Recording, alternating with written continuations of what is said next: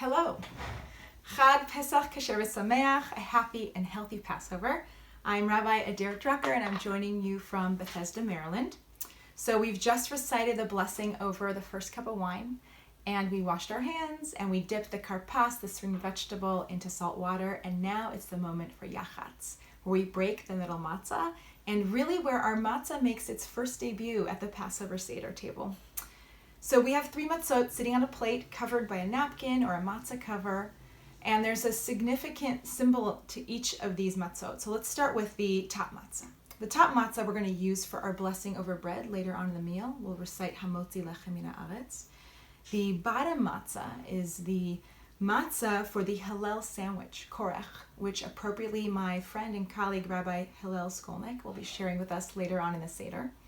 And it's the middle matzah that we break at this point during Yahatz. So we break the middle matzah, and the larger piece we wrap in a napkin, and that is our afikomen, and we will hide that somewhere in the home later to be found and enjoyed as the last taste of the Seder.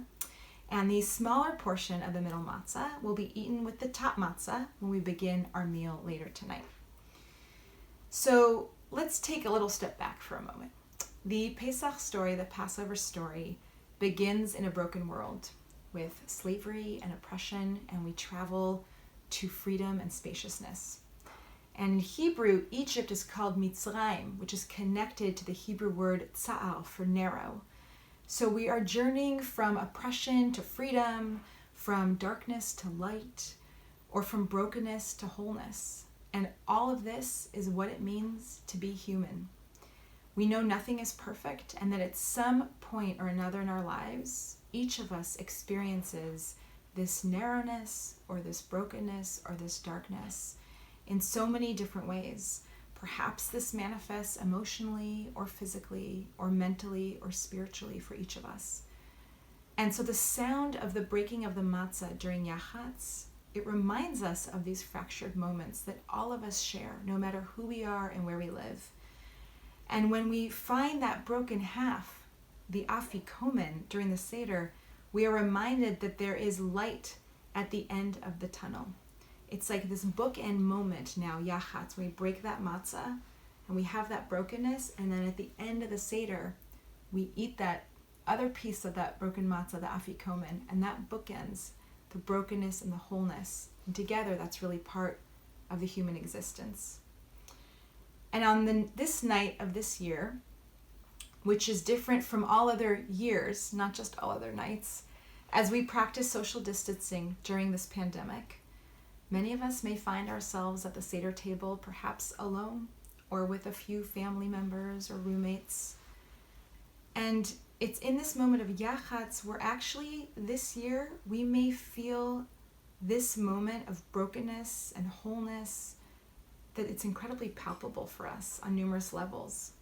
So tonight I want to invite all of us, before we break the middle matzah, to take a moment to reflect on this concept of Mitzrayim, of the narrowness. What are the places in our lives that feel dark or broken, or that we feel constricted? And to really be present to the feelings that may come up when we think of that. Maybe there's one reflection that's coming up more prominent than others. I invite us to hold on to that, to see what's coming up for us. And my next invitation is for us to create a kavanah, to create this moment of intention for ourselves, for tonight during the Seder, but also for us to live out in the coming year. What is one step each of us can take, one step, to get closer to that sense of freedom, of light, of wholeness? I kind of see it as like the light at the end of the tunnel. Like we may be experiencing that difficulty, that narrowness, that challenge. Maybe it's in a personal relationship. Maybe it's in our current professional situation. Maybe it's something related to our health, our emotional well-being, spiritual moment. Maybe it's related to this moment that we're in as we are practicing social distancing and experiencing numerous levels of being isolated from one another in a physical realm. Whatever it may be that comes up for us, what is an intention that we can take to move one step closer to that freedom, to that light. Maybe it's about more self-care. Maybe it's about picking up the phone after Passover and reaching out to that long-lost friend or family member. Whatever that one step is, I invite us to hold on to that. And as we break this middle matzah tonight, I want to offer us a blessing that our journey from darkness to light, from narrowness to spaciousness, from feeling oppressed to being free, that journey is a smooth one, and that we may achieve that sense of wholeness, that sense of light, and that sense of completeness very soon. Chag Sameach.